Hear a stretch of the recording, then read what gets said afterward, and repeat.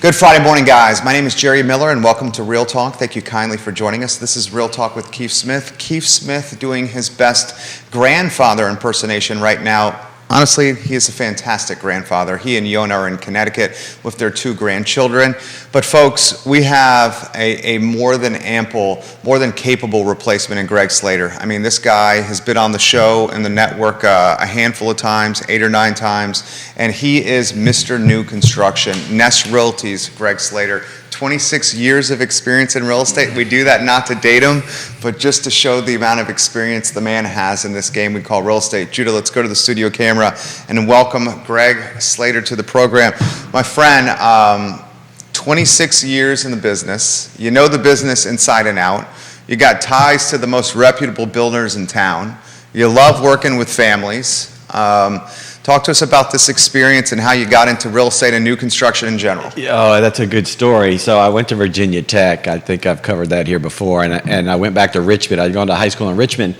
And I went to work for a sporting goods firm. And within a couple of years, I was actually a sporting goods buyer, an institutional dealer. I kind of loved it. But my college roommate was a guy named Josh Goldschmidt, who called me. We came here for a weekend. Somebody had a pig roast over in Afton, and that weekend he said to me, me and my partner are buying a real estate company, and we need someone to come run it. And I said, I don't know anything about real estate. And he said, you're a smart guy, you'll figure it out. And so on Monday, I went back to my job and gave my 2 weeks notice. And 2 weeks later, I showed up in Charlottesville. I moved into a house with 4 other guys on North Avenue. Everything I owned fit in my Nissan Sentra. One trip. And that first Monday, I spent the morning in a builder's office starting to see how the mornings were like, getting all the guys out the door to go to work. And then he drove me down to Fluvanna County, and I sat outside this little office. They bought Monticello Country Realtors. And so I immediately started doing all the administrative jobs that come with the real estate business for half my time, and the other half my time I worked doing every job you could have almost. And I didn't ever supervise construction or building homes, but everything you can have administratively in the home building. So you're in your mid-20s? I was 26 years old, yeah.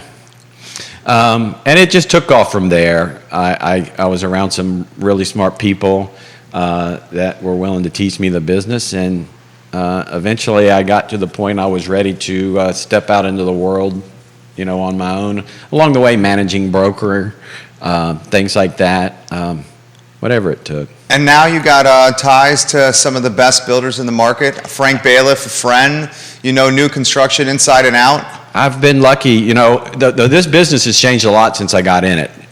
In the early 2000s, the real estate companies were the developers, or put up the money for the developers, and they the builders had to work with those sales team created by the communities, and it was a much more realtor sales controlled environment.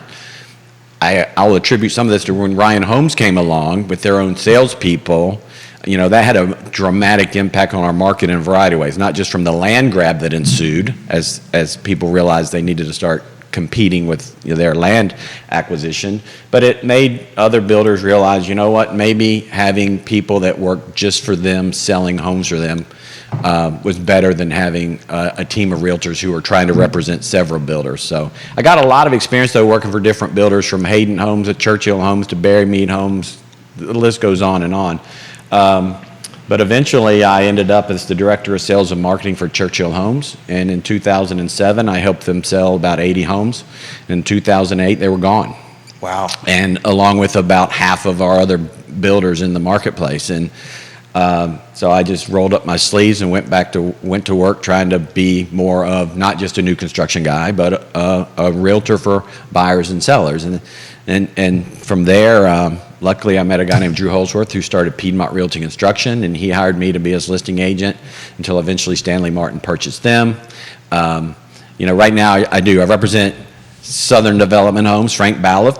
They're a production builder that builds about 100 homes a year, and I also represent Bramante Homes, which is a custom builder that builds about 12 homes a year. So they're very different business models. I have a lot of experience in both areas, but we're all one big happy family because those guys don't compete, and I can help both of them without having a conflict. So this question's come in. This is from Laura, and she watches a lot of our shows. Laura, are you watching in the Keswick area, I believe?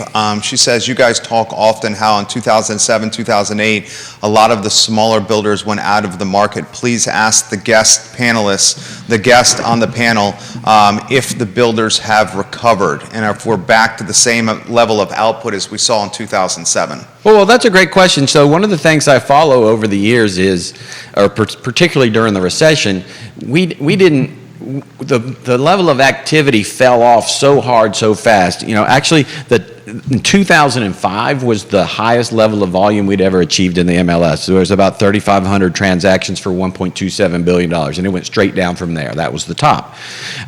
We lost a lot of builders. We reset the market by banks taking control of that lot inventory, and other bigger builders that were still around able to acquire that. But as we settled into things, the four builders that I follow are the four biggest builders in the market: Ryan Homes, Southern Development Homes, Craig Builders, and Stanley Martin Homes now. And they average about, coming out of the recession, they were up to over 70, and they were 80% of the market share. As of last month, or the first half of this year, they represent about 53% of the market share. And there's a lot of reasons that contribute to that, but the number one reason is, yes, after the recession, new builders emerged. Guys that had been in project management that were ready to step up and had the capital to create businesses. Drew Holsworth creating Piedmont Realty and Construction was a great example, which eventually, like I said, led Stanley Martin to the marketplace. Peak builders, Matt Gruber was a guy that was working for another builder leading up to the recession, and he went out on his own. Now you have the second iteration of Drew Holsworth is Greenwood Homes. You have Evergreen Homes. You have Dobson Homes. He was a guy. I'm not sure where he was during the recession, but he was out there. But he does a lot more than he did back around then. You have Atlantic Builders in the marketplace now. I'm not sure we have that same level of medium-sized 10 to 20 builders, same number of those builders we had before the recession, but we have a healthy amount now. Can we put in perspective, because there, I think, is a misconception out there how very difficult this profession is, and how getting from start to finish is sometimes unpredictable. We saw that during the pandemic as cost of goods just got so volatile. Lumber is a good example. A lot of these guys, the margin is slim for these homes they're building. Oh my goodness. Let me tell you the one story that will help you understand that. In 1997, I sold my first new home. The commission was 3% of the purchase price. I know I made more than the builder, and that's why I'm a realtor today and not a home builder. That was the first lesson I learned. And so, yes, I've invested in home builders. I've put my money out there with them. I've seen the books for many of these builders I work for. And yeah, there's a misnomer that these guys are just making huge amounts of money on these homes. It's not. The margin of error is razor thin. One problem outside of your control can erase 100% of your profit. Some builders have a very difficult time. It's the estimating up front that can get them in trouble. Even when we're in a stable cost environment, it's still incredibly difficult to estimate. We're talking about thousands of parts, both man-made and natural, put together by hundreds of people in a regulatory environment. It is incredibly difficult, and every 6 to 12 month process that builds a home is a major undertaking in and of itself, ripe with risk. Are the cost of goods stabilizing? I don't think, maybe stabilizing. They're not coming down. So the guys I talk to, when there's something notable to talk about, we talk about it. I'm not sure what Christopher said when he was in here recently. When there's really news on that front, these guys will forward me the emails to show me what's going on, but I don't think they're coming down, but I don't know. I think what most of them would say, yeah, some things are coming down, some things are still going up, but it's not impacting the way we're pricing homes yet. Now, I have heard recently some builders have dropped their material cost increase language from their contracts. Not all, but some, because that's what kind of got some of these guys in trouble out of the gates. The costs were going up while the homes were being built, and they had no way to capture that cost change with their clients. And so that got fixed in the contracts. But I think we're getting to a place where the conversations about the risk of the price changing dramatically while you're under construction is much less frequent now. Neil Williamson, welcome to the program. Neil, thank you kindly for joining us on the show. You got the, looks like the newsroom at NBC 29 watching us here on the feed as well. Greg, you have a question for Neil. In fact, there's a lot of questions coming in. How does local government regulation impact new home builders? Is it better or worse in the recent years? For Greg Slater from Neil Williamson. I think everyone knows it's worse right now, and I think it's never been great. The biggest problem that's come up recently was just the amount of time it takes to get through the process, whether it's getting lots platted once they're approved, and the rezoning side of things. That is strenuous, to say the least, and costly. And then the one that kind of, I think, really caught us all off guard during the pandemic was just the amount of time it took to get a building permit. We were watching homes take 3 or 4 months to get a building permit, and while the cost of building them was going up before you even broke ground. And that was a very difficult environment. I've seen 2 emails in the last week. I know the Blue Ridge home builders have been working with Albemarle County very hard. These emails are coming out that are explaining the new processes and all the things the county is doing and trying to combat these things. But yes, it's difficult. For sure. This question has come in, and this is from Kelsey, who watches the program. This is a great question. Do the rising rates impact new construction more than existing construction? Can Greg offer insight on how rising rates may influence new builds more than existing builds? Well, from a straight affordability standpoint, I would say it's relatively equivalent. If you're trying to figure out what you can afford in a monthly budget, they're going to, that monthly payment you're looking at is going to be relatively the same. Obviously, there's a premium for new construction. There's a premium because the home is new, and then depending on the type of the builder you're working with, there's a premium for how much flexibility you have and customization is available to you.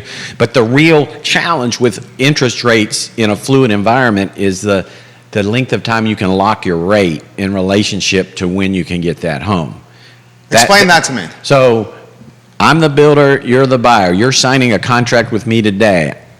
You're showing me a pre-approval that you can buy this home. Okay. But I'm telling you it's going to take me 12 months to deliver it. You don't know what your interest rate's going to be in month 11. Got it. Now, this is why you have to really work with pros and really talk to multiple lenders, because I've never become an expert on any product any lender ever has, because they change constantly with the market. For example, Fulton Mortgage, last year, I had someone in January, or this year, I had someone lock in January for a period of time. They were offering 1 year free rate lock while you built, right? And so that's the only choice in the marketplace. I don't think they're doing that anymore, because that was before we started getting these rate hikes. Yeah. So, yeah, that's the hardest part about new construction. You need to have some bandwidth for your payment to go up. Because look, generally speaking, when you sign a contract for new construction, unless you've gone through the process with a custom builder and figured out every nut and bolt before you start construction, most of these production builders, you're buying some level of structural decision making, and you haven't been to the design center to do your selection till later, so you have to budget for the price to go up through the selection period, but you also have to budget for the interest rate to go up as well. But that's it. Trying to time it when that rate lock is, what kind of terms you can get, and some lenders are better at doing new construction than others. There's no question about it. Spencer's got a question for you. When Greg comes, the questions come. I like that. Spencer's got this for Greg. With new construction being rather expensive now, can he highlight the pressure it's putting on existing construction from a pricing standpoint? We've noticed new construction popping up around our neighborhood, and as people list their homes that are existing construction, they're trying to ride or piggyback the coattails of the new construction that's coming to market.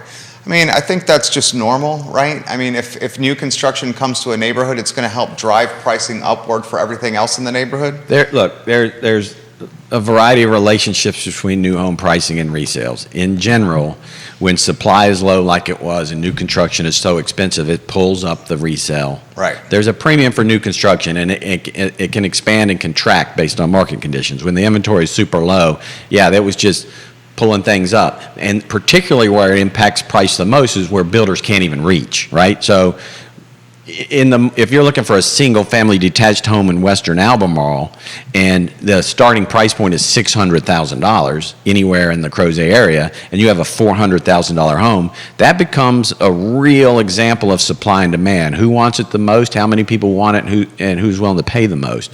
And so we just went through that, and the adjustments were crazy in that regard.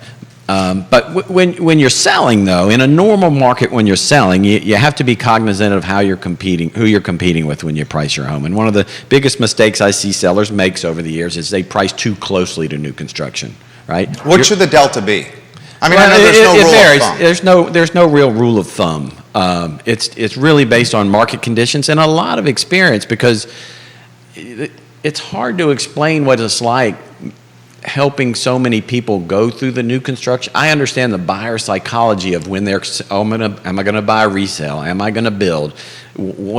I've just done it, over 1,000 times at this point in my career. And so when it's just kind of hard to put that into data, right? It's just a feel you have for when you're looking at what something's worth.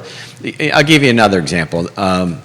Huntley right now in the city. Off JPA, off Stribling Avenue, behind Right. Dirty Nelly's. Nice Great community, neighborhood. Nice, great Yeah, community. It yeah. never really flourished. HOA community. Yeah, but it Yeah. never really flourished in that location, and sales languished, and values were in the 3s and 400s.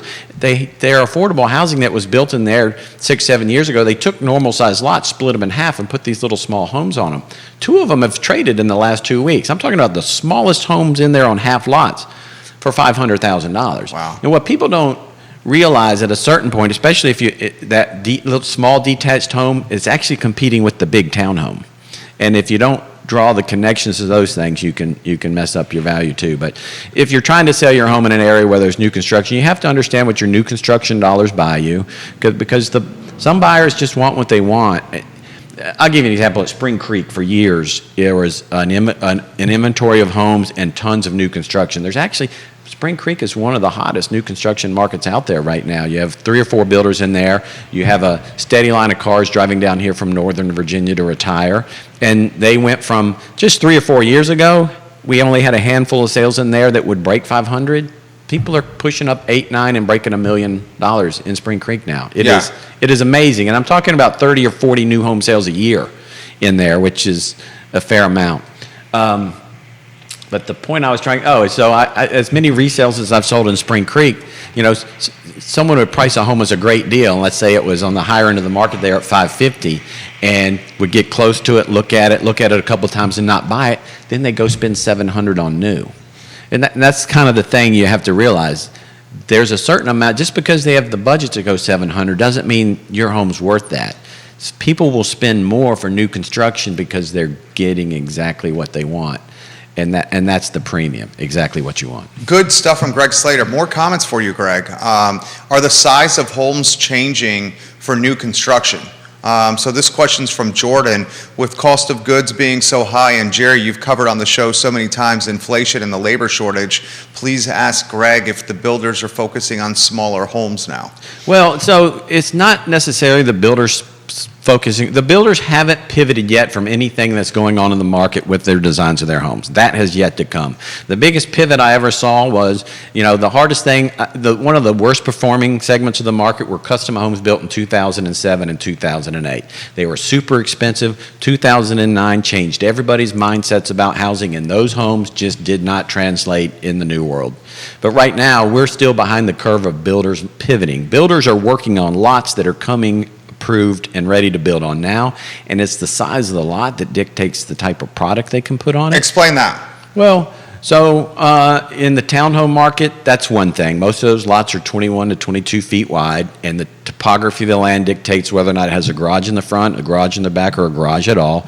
But there's not much. There are some bigger townhomes out there now. They're getting extra floors and rooftop decks and all these spaces to help those first-time home buyers who are boxed out of the detached market get more of what they want in that attached product. But for example, on the detached side, we know these communities like Belvedere and Old Trail, and even North Point, if you haven't been up there, these are lots where we talk about setbacks and width of lots, and you have plans that are 30 and 40 feet wide, basically, in the detached world while you're in these production-oriented communities. And, It's whether or not you put a basement on it and finish it or things like that. But we're not seeing a lot of. We just can't grow these homes like the market may or may not want on these small lot environments because it's very limited. It's very difficult to design to. The half-acre lot communities in the resale market are the hottest segment of the market by far because I don't know where the next half-acre lot community is coming. But Highland Ridge, Oak Hill Farm, these places where the homes are less than 10 years old and on half-acre lots, Chesterfield Landing, Sparrow Hill. Someone just paid $775,000 for a home in Sparrow Hill. We've seen $800 twice in Chesterfield Landing. Just 2 years ago, these homes were closer to $650. And so, that's where the supply and demand kind of gets wonky. Now, on the custom side, when you go into the high end, people with the budgets they have, if you went from looking at an average lot for that 2 to 3 acre lot from 2 to 250, we're now at 350, 400 and up, and the investment just tends to grow, right? Because there's a relationship between the value of the home and the value of the land. I try to explain people when they ask me, they design a home, they get it priced, and they want my advice for, is this a good long-term investment?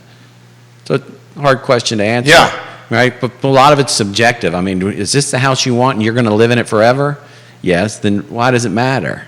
But at the end of the day, you don't want to make a really bad mistake with how you match a home and a floor plan to a lot because I look at a home in that situation like a mutual fund, right? Mutual funds are measured against the S&P and the Dow. Yeah. Some do better, some do worse. Sure. Houses are the same way. The market's going to do something. Some houses you stay above the market. It stays in high demand. More than one person always wants it, and that premium you paid for the lot or the features you put in it were the right features and it does better, but some don't. So say you have a lot in Albemarle County, half acre at $250,000. What's the ratio for the type of house you put on there?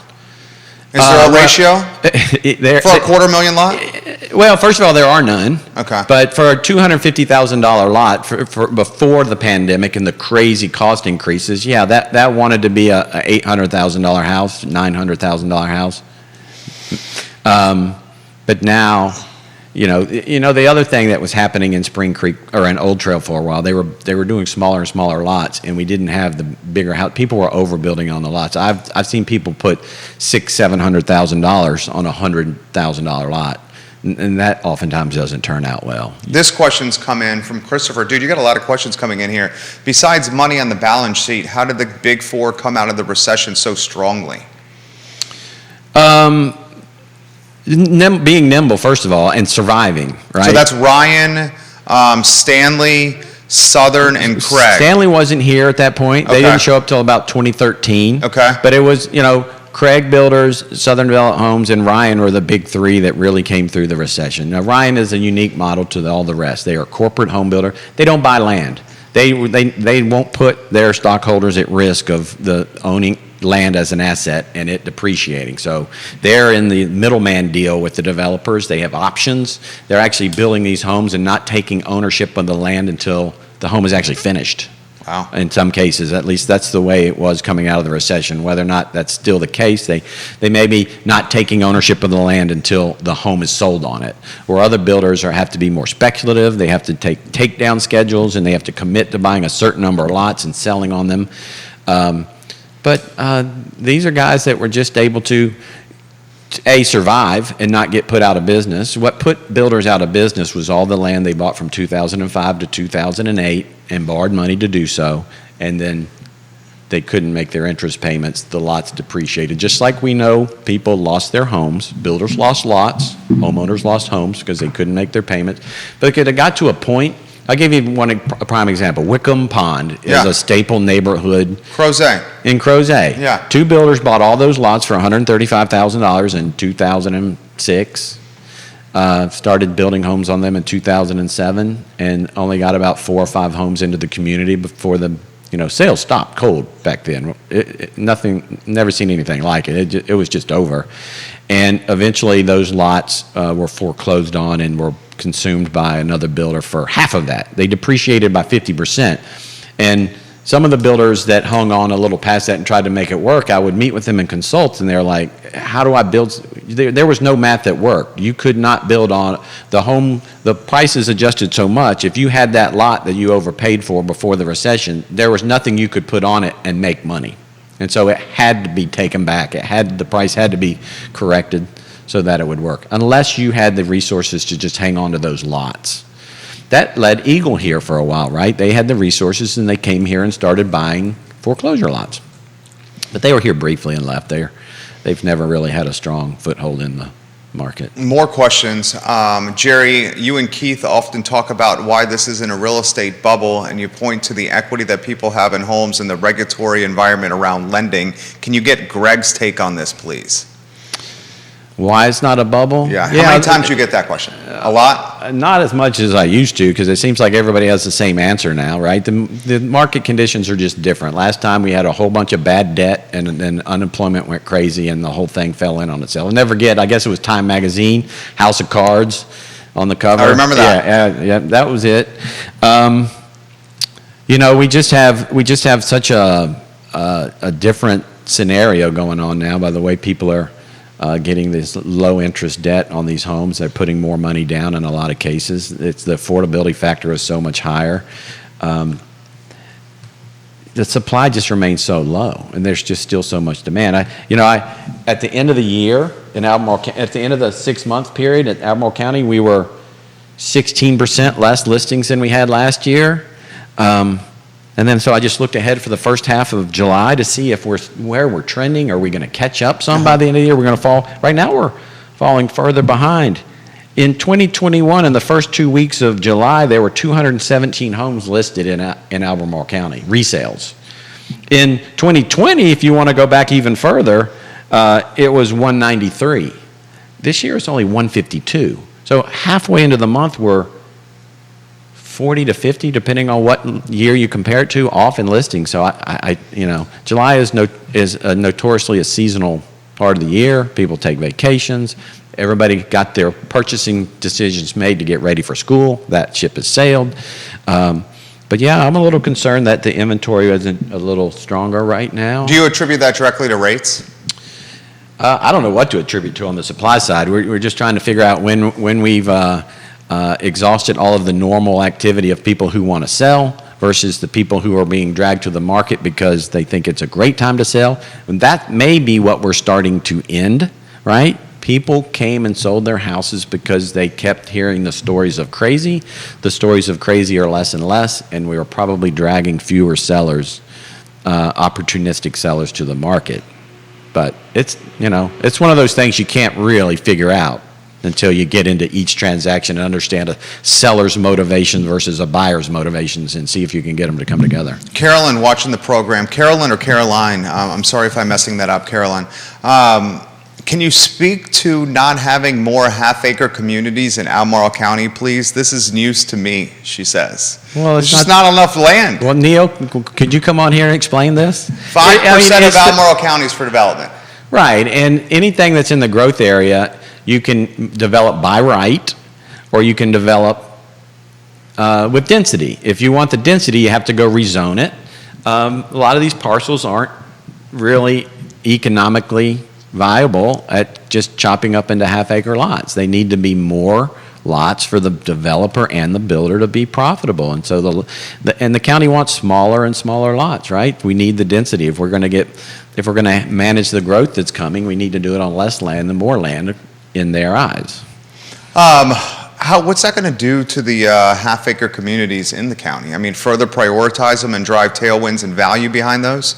And he highlights Breezy Hill, Neil Williamson, as an example, and he's doing that to give me a little bit of a zing. That's right around the corner from my neighborhood. The first time I heard about Breezy Hill was 2 developers ago a long time ago. I don't even know where Breezy Hill is and what it's going to become. Yeah. It's a much smaller endeavor, rooftop-wise, than Southern initially had hoped for. It's the neighborhood right around the corner from Rivanna Village and Glenmore. And they wanted more density with Breezy Hill, but there was some opposition from that side of the county, and that opposition won. I know. So that's a good question. What is it going to do to the half-acre communities that currently exist, you would think it's going to drive value for them. Because people want a backyard, they want their kids to have room to play, and if, heaven forbid, we have any kind of other pandemic situation, having a lot in a backyard is good for families. There's certain people that that's their minimum, half-acre lot. And if that's the case, sure, you'll wait till you can get something with a half-acre lot. When my son was 5 years old, we sold our half-acre home on a half-acre lot in Glenmore and moved to 2/10 of an acre in Old Trail. I'm never going back to. I love it. It's plenty. Why, less maintenance? But it's less maintenance, enough yard, neighbors that we know and love. I mean, it's just a whole different experience for that stage of life. Excuse me. No problem. Neil says, Albemarle says they want density, but they won't approve it. Then he shares a free enterprise forum link. That is in the comment section of my Facebook page. This show is live on 15 of those right now and 15 Twitter accounts. More comments coming in for Slater here. So the small builder right now, with cost of goods and labor out of control and land more expensive than ever, how can the small builder compete with the production builders? I mean, I've got to think that's got to come down to customer service, right? Well, not all small builders compete with the production builders. Right? You had Christopher Bremen on here, for example, Vermonte Homes. We have a few builders in this marketplace who have 1 foot in each market. One market being building on developer lots that you have to buy, put the house on, and sell the package to. A couple of those builders go in there but what they offer is more customization, right? In Old Trail, you have Southern and Craig, and then you have Peak and Arcadia. Southern and Craig have plans A, B, C, and D with options 1, 2, 3, and 4 structurally, and then relatively unlimited cosmetic options. But then, or you can choose and pay maybe as much as a 10% premium to work with a builder who's going to design that home for you, change it structurally, maybe start from scratch and design a one-off home for you, and that's what they excel at. And it's just a completely different animal. But Christopher used to be in both those markets, and he felt like he couldn't serve either one of his clients, so he decided to not buy any more lots and go build what I think is one of the better mousetraps for custom building in the marketplace now, because he figured out what he wanted to be, how to be good at it, and he built a team to do it. And because on the custom side, when you're spending $800 to $2 million for the home without land, a lot of guys can give you a very nice home, but they can't give you a very nice experience. And that can be the difference in how satisfied you are with your home. Greg Slater, guys, killing it right now. People asking for insight on North Point. What you like about North Point, what we can expect from North Point, and deliverables for North Point. So, I think North Point is just filling a void in the supply side of the marketplace. There are plenty of people who want to live in northern Albemarle County. I'd never really done that much business up there before. The furthest north community I think I ever sold was Belvedere. I was sitting in a tent at Belvedere when the roads went in, right? Really? Before they built the model. So Rio Road, right off Rio? Yeah. And Belvedere was Old Trail and Belvedere kind of came out at the same time, different scale, same new urbanist concept, mixed use, a little commercial in there, whatever. Interesting times. Those two communities got really unlucky with the recession. Those developers had a very hard time. We didn't just lose builders, we lost developers back then. But, North Point is going to be a lot of things to a lot of people. But right now, if you're looking for a single-family home in the 3-bedroom to 5-bedroom range, you have 2 builders in there that are offering both products that meet the empty nester end of the market with first-floor masters, but any stage of family level of the market. And they started in the 5s, but quickly got pushed into the 6s. People are spending in the 7s, and a couple of times they've hit 800 in there now. But they're a backlog of about 40 homes that are sold. Phase 1A is sold out, and there's an example of the county causing a couple of. You could blame the builders for selling too early, but when you're in the 8th inning of the development process, so you start selling new homes, and then the development process goes 15 innings, and then because you can't even get a permit till that game is over, and then you order permits, and that takes 3 or 4 months, and you got people who are taking at least 12 months to get a home in there. But if you drive through there now, you'll see 40 homes under construction at some stage. We're about 5 closings. we call them the pioneers, right? The first one in any community. There's about 5 people living in that environment right now, but it's more contractors than homeowners at this point. The follow-up question is, will we see a development like North Point again with the red tape and the difficult approval process that Albemarle has currently in play? That's a good question. I would right think there. the odds are in favor of that. The next one will be Dunlore Farm. And Neil says North Point, to Greg's point, was first approved in 2006, he says. I mean, think about that, guys. That was a long time ago. Right, but Cascadia was too, and the recession came along and the property changed hands a couple of times before someone could figure out. And then, you talk about these properties, it's not, I appreciate what Neil's saying there, but in reality, the communities that were approved before the recession had to become something different after the recession, even if they didn't go through ownership change and all the hardship of the economy back then. So. This question, Dan Pettit frequently, he's Real Estate 3, as you know. I know Dan Pettit. I know Dan Pettit. So he routinely promotes, prioritizes, and champions townhomes. You got a take on townhomes and how it 100%. could alleviate a lot of the pinch we're seeing from a price point, especially for empty nesters, baby boomers, and first-time home buyers. He basically is saying, why not are we seeing more townhomes out there?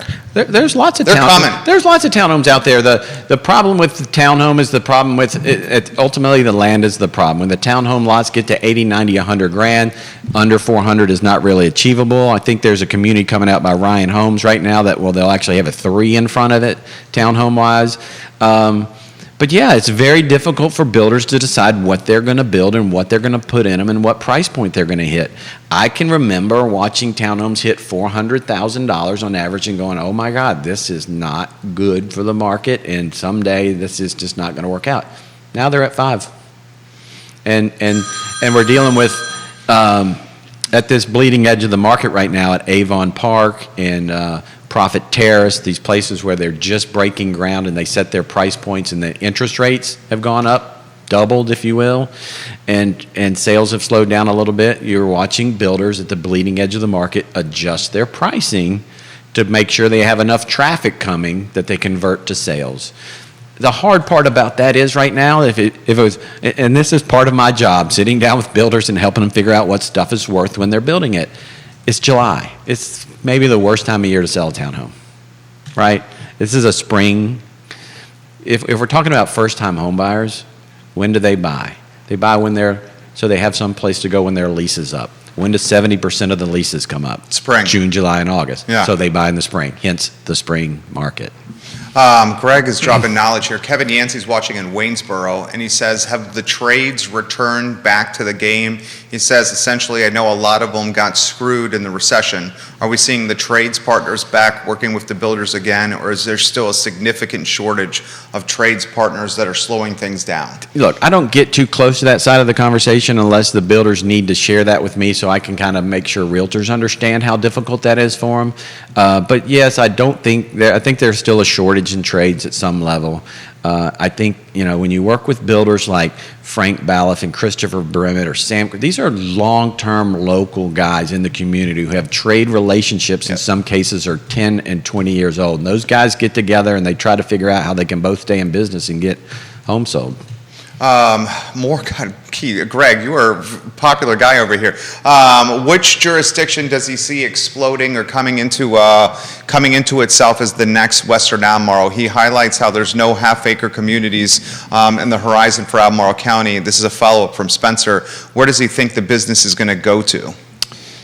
Yeah, so I don't know how you recreate Western Albemarle, right? Because of the school scenario? Well, the schools in the mountains and I live in Old Trail, and I try to help people who say Old Trail's too far. I'm like, well, it depends on where you're going. I mean, I'm halfway to I'm right in the middle of 5th Street in Waynesboro. I can go in either direction, whether or not I want to drive over to the mountain to get basically the same stuff I need. But otherwise, just the setting and the desirability, that's a village of 10 to 12,000 people that's kind of self-contained. It's really unique. So I don't know that I would say anything's ever going to replace Crozet. But I'll give you an example. I follow how much the builders are selling and where they're selling it. And so the most sales this year have been made by Ryan Homes. 50% of their sales, and they're probably, they for most years, they were over 200 sales a year in this market. In the first half of the year, they made 73, and half of them were in Fluvanna. right? So I think Fluvanna County is ripe for development of property. Whereabouts in Fluvanna? Around the lake, Yeah. right? Where the commercial stuff is, Yeah. where that should be, right? Keeping it all together. And but yeah, I think you'll see some of that in Greene and probably Louisa. The follow-up question is Augusta County. Your take on Augusta? Yeah, so I have never taken the time to learn much about Augusta County. I'm just not an expert on it at all. He stays on this side of the mountain, guys, as do a lot of agents on this side of town. This is a question coming from me here. If rates, I mean, we're seeing maybe one more rate hike, maybe 1.5 rate hikes from the Fed coming up. And then they're saying that rates will start to stabilize and then potentially maybe come down next year. If the rates start to stabilize and come down, will we see another push of sales and traffic with real estate here? I mean, what's happening here with rates as it applies to these DOMs getting a little bit longer and inventory getting on the market a little bit more, a little longer on the market as opposed to last year? I think the buyers have just become way more deliberate and cautious with their decisions. So I'll give you an example. I listed a townhome in Pavilions last weekend. It was a unicorn, right? Pavilions and Pantops? Yeah. So that's a great spot. It's a great spot. Yeah. It serves a lot of people geographically. But here's what made this townhome unique. The average townhome lot in this market is 21 or 22 feet wide, right? Okay. That makes for a 3-bedroom floor plan upstairs with a nice master and 2 very small bedrooms, maybe 9 by 10. Frank developed Pavilions, Southern Development Homes, and he built in there as well. I don't know if there's a dozen or 20 of them, 28-foot wide lots. So there's some really big townhomes in there, and I got one of them listed. My client had already signed his contract with his movers. He had taken another job. They were leaving. We priced the home to sell, and we priced it at $425. I would think most people would look at it, and based on the problem with pricing a home right now is you have to take anything that's sold in March, April, or May with a grain of salt, right? When you price your home to sell it, don't ever get behind the market. Let's try to stay in front of it. So that was our strategy. He took my advice, went on the lower end of the price range. It was clearly, if you pulled up the 17 townhomes on the market for sale and just looked at them as a line by price per square foot price or whatever, it was clearly number one. 6 people showed it in 3 days, and we only got 1 offer. 3 of those 6 said they were going to bring an offer and didn't. And it's just not the same as it was 30 or 60 years ago. How do you characterize the market right now? Look, it's one of the slower, other than wintertime, it's comparable to wintertime. It's a slow time of the year. I don't know that we have a lot of exploratory looking going on. You still have buyers that need to buy something, and in some cases, it takes something for them to want to buy to get them to sell their home and move type of thing, which is a slower process. But it is a market that's been boiled down to the non-elective sellers and buyers. What's that mean? I mean, you have a reason to buy or move. You need a place to live, or you have some place to go. There's less of the elective. I think the investors are anxious to get back into our real estate market, but I don't think they think it's quite the right time. Matthew says, can you put a correlation between escalating rents and the increasing cost of newly constructed homes? Well, I think the escalating rents is just merely the lack of supply for people who otherwise want to be buyers, and so they're forced to rent. So no direct correlation. I don't know what it would be. Yeah. Good questions coming in here. Let's throw this to you here. If Fluvanna is your spot for a potential hotspot for growth, do you like Greene in a second slot? What's 2 and why? I think Greene is fine. I mean, look, Zion's Crossroad has become what it was meant to be with all of that growth right around it. I can see both some of that development in the 15 corridor and the 250 corridor could make some sense at some point in time.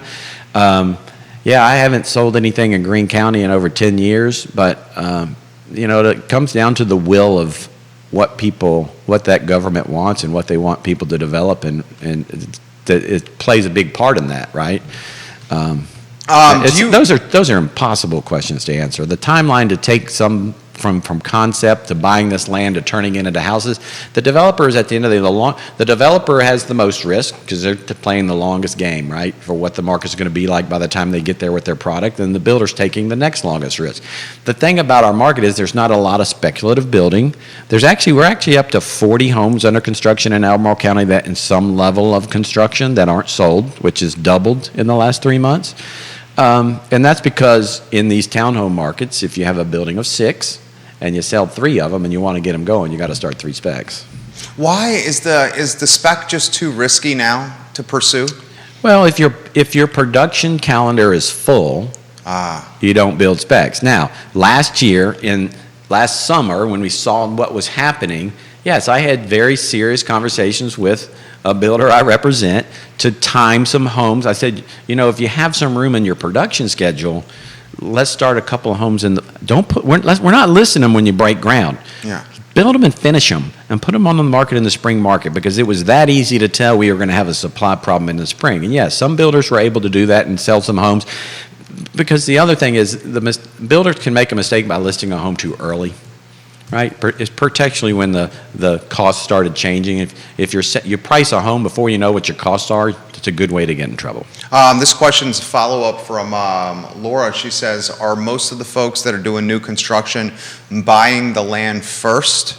What's the process for new construction when it comes to purchasing the land and then building a home? Oh my gosh, there's a lot of different ways to do it. So Christopher and I work on that. We actually educate realtors on this. What happened this year when the inventory disappeared, we had a bunch of people who could not find a home that would be available in the resale market or ready in the new construction market, so they pivoted to that buy land and then go build conversation, and it's 180 degrees different than the other process, and we could talk about it for hours and hours.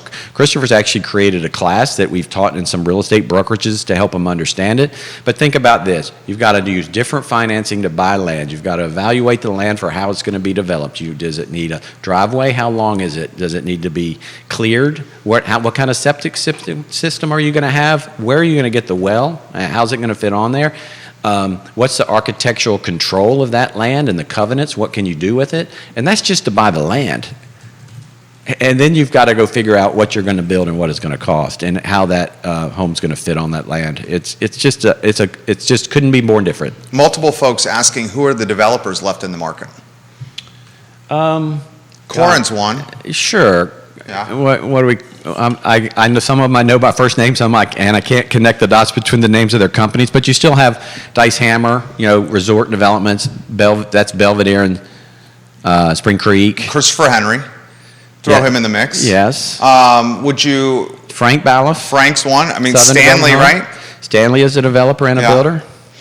So there's still. How would you characterize a fair amount left? I mean, a handful of developers are doing most of the business. I mean, it's always been that way. It's always been that way? Sure. Yeah. Ryan not doing much in this market now. Is that safe to say? It's because of the lack of supply in Albemarle County for them. I don't know what they're in Harrisonburg. They're in Augusta County.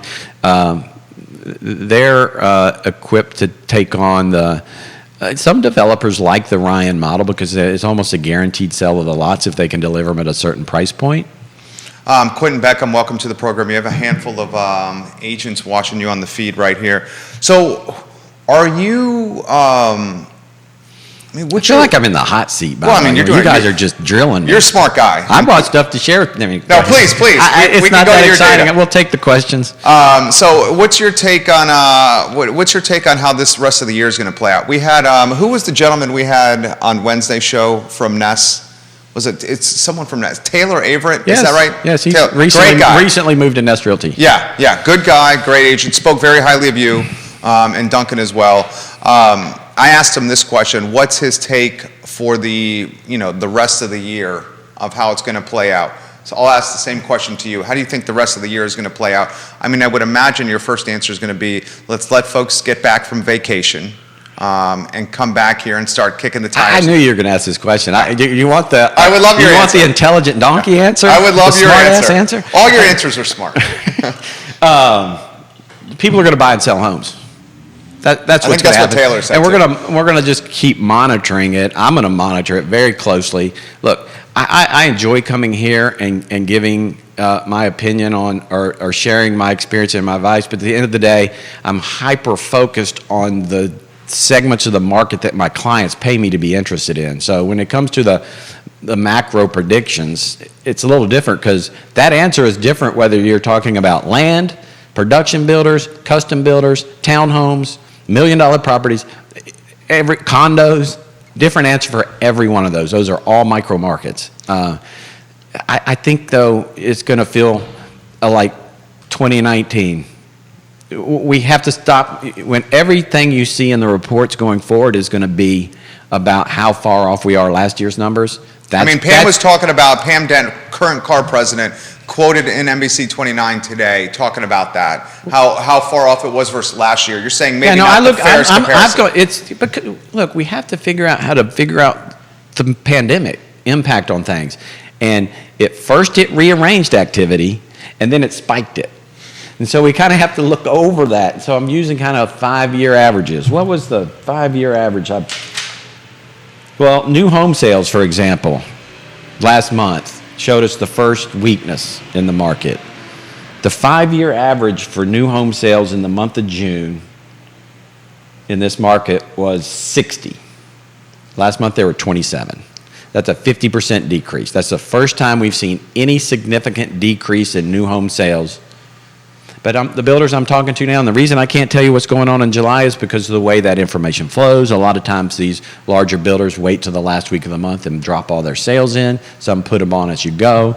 But right now, today, in the first half of the month, we've sold 15 new homes in this entire area. So we're probably not halfway to where we need to be. But get this, last year there were only 9 in July. But before that, the 2 years before the pandemic, there were close to 30. So we just have to keep watching these numbers and see how far off we fall and how long we keep falling. Are the builders delaying projects strategically or intentionally? Absolutely not. There's plenty of delays built into the process. Understood. Okay, so they don't have to do that themselves. I'm just curious. So what's happening with the builders right now, and it's different by builder, right? There's more homes in the pipeline sold to be built than ever I've seen in my career. It got to what was the number? So it broke 300, and it's creeped down to 277. And this month it'll creep down lower because these homes are coming out of the end of the process finished, and we're selling less of them.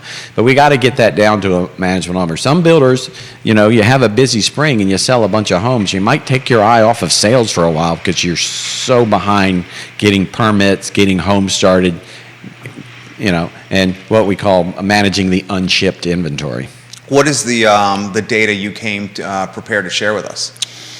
A few things I share or I follow over the years is, and when I look at those 4 builders, and I think I might have said it at the beginning when someone asked if the smaller builders are coming back.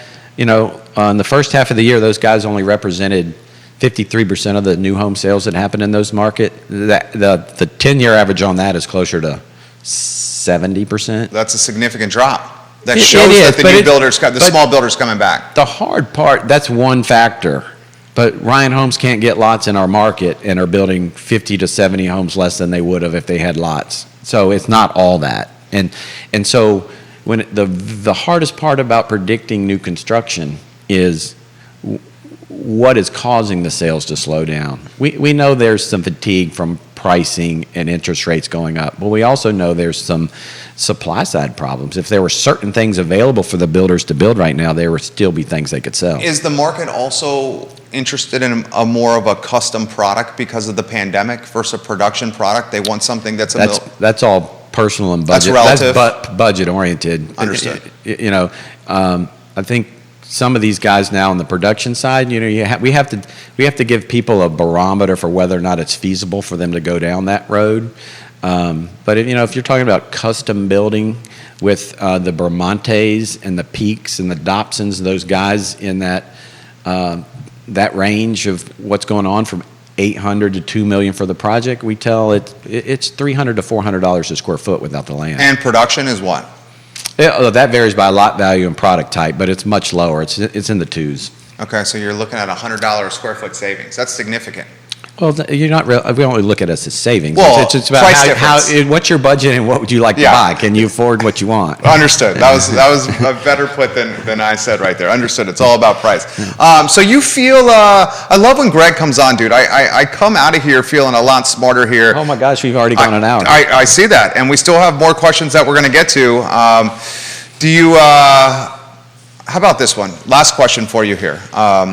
Spring Creek is not close to sold out, right? No, they have lots to go. They still have lots. I'm not sure how much they have to go because they're developing block by block, and I don't represent any builders. I represented builders in there from 2009 to 2015, and so I had a much better feel for that. But you'd be surprised if you should go take a drive through Spring Creek. They're selling villas, and they're selling the number one product. And I often told my clients, be careful if you go buy a non-first floor master in Spring Creek. Why you say that? Because it depreciates sometimes. That was after the recession because immediately the demographic for that buyer became empty nester. Got a little older. It's an affordable country club environment. And so if you sell your home in Northern Virginia, you want to ride your golf cart to the clubhouse, to the pool, to the fitness center, to the golf course, and you want to have that walking trail and just live behind the gate until you go literally now across the street to a lot of your amenities, both retail and medical and restaurant. It looks really good. Toughest question I'm going to ask Greg Slater. How's the golf game? My golf game? Yeah. It is okay. When my son was born, I was a pretty good golfer. And I put clubs in his hand when he was 3, and now he's 17, and he plays its tees behind me and beats me pretty handily. He's teeing off from the tips? He plays the blacks at Birdwood. I play the blues. Okay, young Slater can rip the golf ball, huh? Well, yes, he can. He's 17. He's long off the tee? He's long off the tee. How is he? How's his putter? His putter is very good. Okay, proud dad over here. He picks on me for how bad I am at it. That's why I know. Oh, come on. Slater's still shooting high 70s, I bet. Me? Yeah. No, not anymore. I shoot in the 80s. Okay, and your son's in the high 70s? Pretty much, either side of 80. When you don't find him, guys, doing new construction or consulting builders, you're going to see him on the golf course. Mr. Croze, New Construction, Greg Slater. And Mr.? And Mr. what? Ice Cream. Mr. Ice Cream, that's right. We're going to actually be at Croze Creamery this weekend. Yes, my wife and I are going to have, and our son, we're going to have brunch at Far Downers, and we were planning on using those Croze Creamery gift cards you gave us, or the free scoop you gave us. So yes, thank you very much. Enjoy. My friend, any closing thoughts for those that are watching? Thanks for having me. I love when you come on. I can't believe how fast the hour went by, and you took every question. I'm always happy to share what I know, so I'm just trying to be helpful. He's great, guys. That's how I add value. Associate broker at Nest Realty, all around great guy. Judah Woodcower is our director. Greg Slater, the star of today's show. I believe, is Keith back next week? For those that are asking, Judah. That's all right. We'll put it in the feed. I think he's coming back next week. For those that are asking, he is with his grandchildren in Connecticut with Yona and his grandkids. So he'll be back next week. He'll be back on the 25th. So. Oh, yeah. 25th. So that's probably Wednesday. He'll be here for Wednesday's show. We'll figure it out. For Greg and Judah, I'm Jerry. The I Love CVille show, guys, that is up in an hour and 15 minutes. Thank you kindly for joining us. You guys have a good weekend and take care. Greg, nicely done. Dude, we took a ton of questions. Whirlwind. Yeah.